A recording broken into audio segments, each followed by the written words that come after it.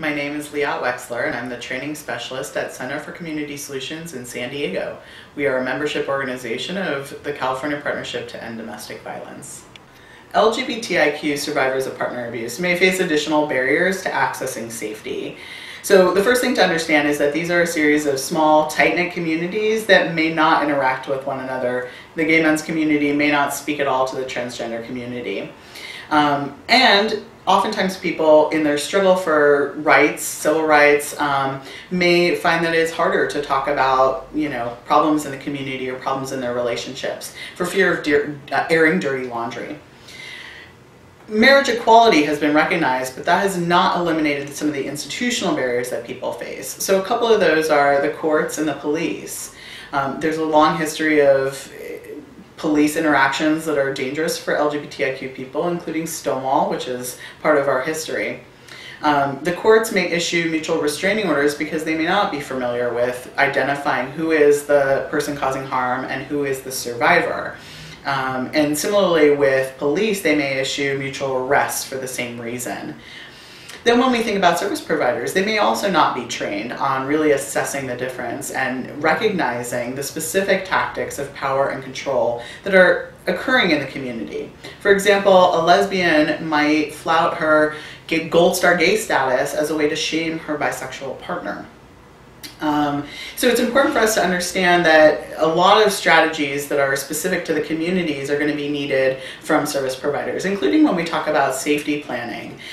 Documentation might be different for LGBTIQ people, that, when you pack a bag, trans people may need to include their name and gender, status change, letters from doctors, medication related to transition, and their prosthetics.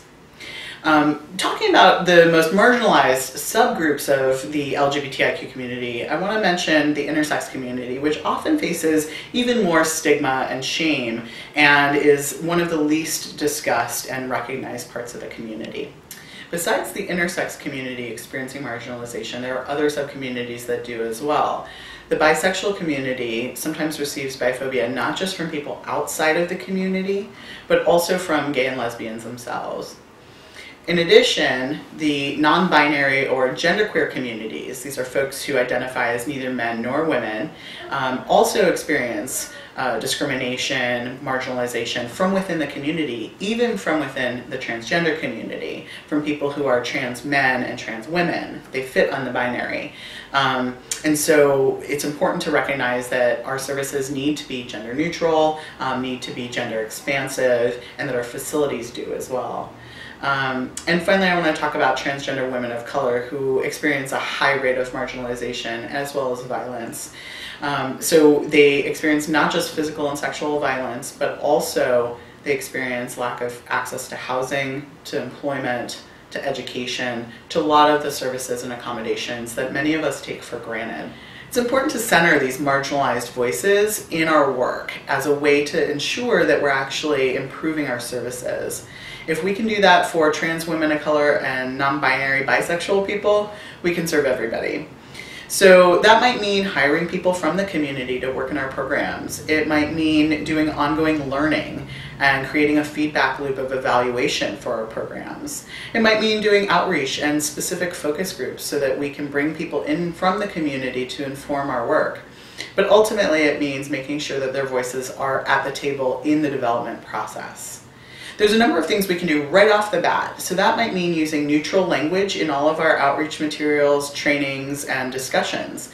Instead of saying he or she, use the neutral they. It might also mean making sure that we're not assuming when we're answering our hotline who's calling based on the pitch of their voice or who they're in a relationship with. So not asking things like, well, what is your husband's name or boyfriend's name, but instead, what's your partner's name?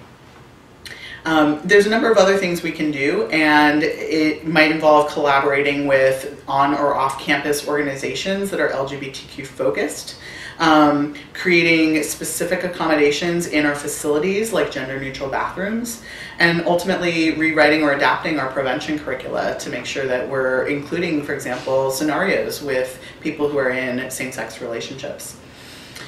There's not too many organizations out there that are specifically doing work around LGBTQ issues of partner abuse, but a couple that I wanted to name. The Network Liat is working out of Massachusetts. The Northwest Network is working out of Seattle. We've got Forge in Wisconsin and the Anti-Violence Project in New York, and these organizations have been doing amazing work for many years. The other thing is that communities may have their own resiliency and resources that they've developed. So for example, in San Diego, a number of people got together and tried a restorative justice approach for one of the incidents that came up. And while it was a challenging and difficult process, it actually was incredibly empowering for the survivor and for the community members who saw things going wrong. So I really invite you to reach out into the communities to learn more about the LGBTIQ community and to keep up the good work.